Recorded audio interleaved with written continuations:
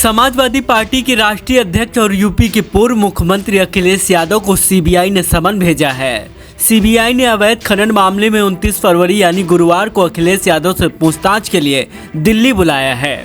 हालांकि अखिलेश इस मामले में गवाह के तौर पर पेश होंगे। 2012-13 में सीएम रहते हुए खनन विभाग अखिलेश यादव के पास था।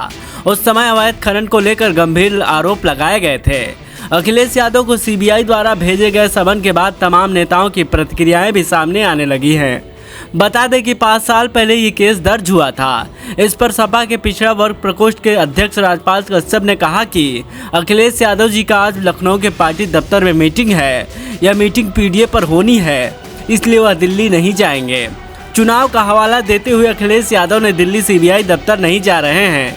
सीबीआई के नोटिस पर अखिलेश ने प्रतिक्रिया दी है। उन्होंने कहा कि चुनाव के समय बीजेपी विपक्ष को डराने के लिए सीबीआई ईडी का सहारा लेती है, लेकिन हम डरने वाले नहीं हैं। हम ताकत के साथ बीजेपी का सामना करेंगे और बीजेपी को हराएंगे। यह पहली बार सीबीआई नहीं बुला रही है। याद करो नेताजी और हमारे परिवार को कितने दिन सीबीआई के अंडर रहना पड़ा। अगर आप राजनीति कर रहे हैं और पीडीए के लिए आप लड़ाई लड़ रहे हैं तो इन सब चीजों का सामना करना पड़ेगा। इसीलिए मैंने कहा कि भारतीय जनता पार्टी इस समय सबसे ज्यादा कमजोर है, सबसे ज्यादा कमजोर स्थिति में।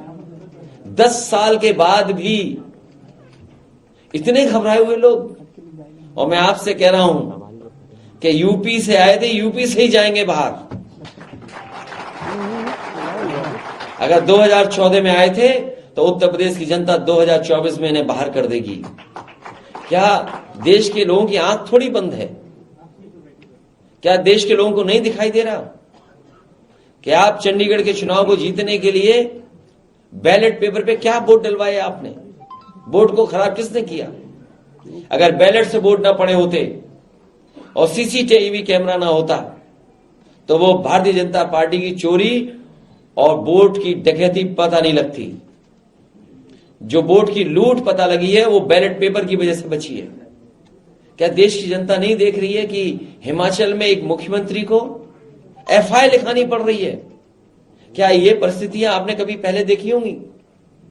तो ये जो चीजें आप देख रहे हो, समन आना चुनाव से पहले, ये भारतीय जनता पार्टी के प्रकोष्ठ की तरह काम करते हैं। और आपसे बेहतर कौन जानता है? आपके कई चैनल हैं जो बिक गए। इन्हें भी सीबीआई आई थी एक जमाने में। बताओ वो चैनल बिक गए कि नहीं बिक गए? सर उनके हौसले तो बुलंद करें। 80 में 80 लेकर के आएंगे। 80 में 80 हारेंगे इस बार। और तभी वो चिंतन कर रहे हैं कि सीटें बदली जाएं, एक के सिवाय। वो भी सीट अपनी बदलना चाहते हैं। सर सीबीआई के समन पर आपका जवाब, सर उसको लेकर चर्चा हो रही है जब से समन है तब से। देखिए, जहां से आपको सूचना मिली है कि समन किया गया है, वहीं से सूचना ले लीजिए कि मैंने जवाब क्या दिया है। ये समाजवादियों का काम नहीं है कि उससे लाभ उठाएं या आपको सूचना दे दें कि हमने क्या जवाब दिया है। जिस जगह से आपको ये सूचना मिली है, समन आया है या सीबीआई ने हमें दिया, जब सीबीआई ने पहले समन किया, दूसरा किया, तो आपको हमारी तरफ से तो खबर नहीं मिली। जहां से भी आपको फीडबैक मिला है, जहां से भी आपको फीड किया गया है, वहीं से पूछ लो कि मैंने जवाब क्या दिया है। सवाल ये है कि समन को लेकर जो बात हो रही है उसमें आप जाएंगे या आपका वकील जाएगा? भाई मैंने जवाब दे दिया ना। ये काम हमारा नहीं है कि मैंने जवाब क्या दिया उसको लीक करें। ये लीक करने का काम बीजेपी करती है। आपको अभी भी नहीं पता लगा लीक में 60 लाख बच्चों का भविष्य अंधकार में डाल दिया। और मैंने फिर बताता हूं गणित, 60 लाख बच्चे जिनको आपने नौकरी देने का वादा किया था, नौकरी नहीं दे रहे हैं, जिनका पेपर लीक हो गया है।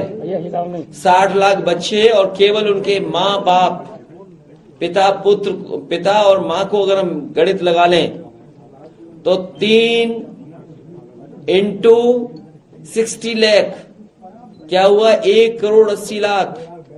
और 1 करोड़ 80 लाख को अगर हम डिवाइड कर दें 80 लोकसभाओं में तो 2,25,000 लोग भारतीय जनता पार्टी से नाराज हैं। वोट कम हो गया। ये घबराहट है बीजेपी को कि एक लोकसभा में 2,25,000 वोट कम हो गया। किस मुंह वोट मांगेंगे?